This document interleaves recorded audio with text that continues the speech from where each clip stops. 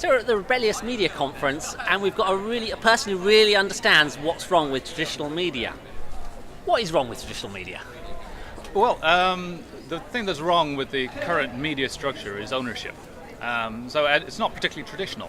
To be honest, Come on, this is traditional. It's been like this for years. Well, it's been like it currently is for 25 years.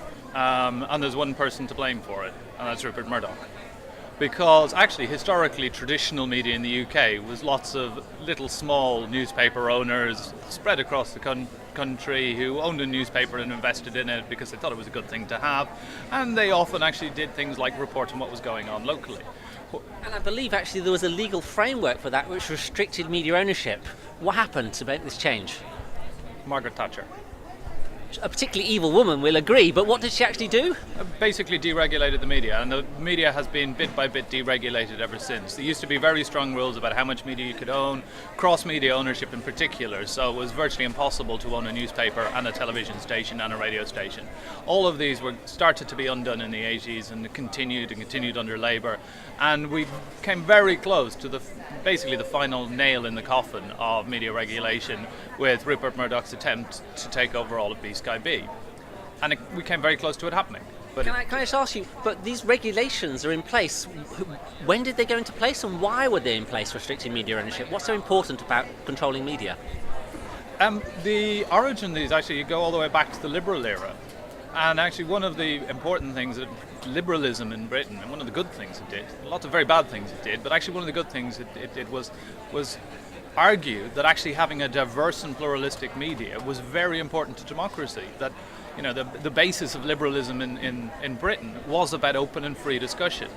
And as the laws were put together, it was actually based on having lots of very different media, and having a diversity of ownership and a diversity of voices was very important.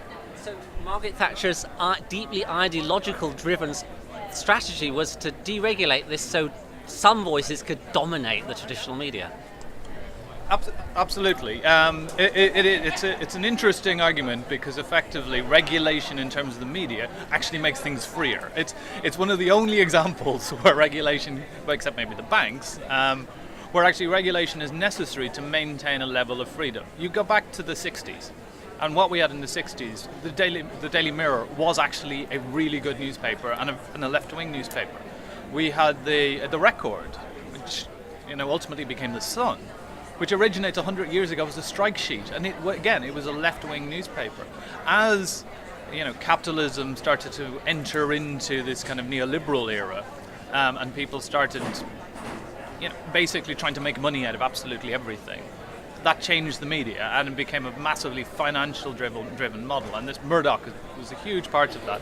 But it spread further. It spread into local media now. Local media in the UK is dominated by 3 or 4 huge groups, one of which, NewsQuest, is an American company. And all they're interested in is making money. And what's happened in the past 10 years or so is that the amount of money they've been making has started to decline. The internet has played a part in that. The crash, the dot-bomb crash of the early 2000s also played a part in it. And instead of investing in their product and making their product better and more attractive to the audience, what they've done is cut. And as a result, local media and increasing national media as well. We saw massive cuts in the Mirror last year. But the digital transition that we're going through is going to fundamentally undermine the very reason for existence of these old gatekeepers, because you used to have a huge amount of capital and own a printing press to run a newspaper. You don't have to anymore. With TV, you used to have this license from the government, which was tightly controlled. You don't have to anymore. So this internet is going to change it. So is this discussion about control of the media still relevant? I think it is, because we have a situation where huge organisations have been able to squeeze out alternatives in print media 20 years ago, 25 years ago. They succeeded in doing it. The lack of regulation, the lack of control of multinational corporations has led to them being squeezed out in newspapers. The danger is, and we were discussing the issues of net neutrality and control control of the pipes and Same control. happens again. Yeah, that could happen again. And we do see these battles going on in the US at the moment. We see Verizon attacking the federal policy on net neutrality. So the danger is always there, and unfortunately we're stuck in between the state and multinational capital. Multinational capital wants to decrease the power of the state for its own benefit.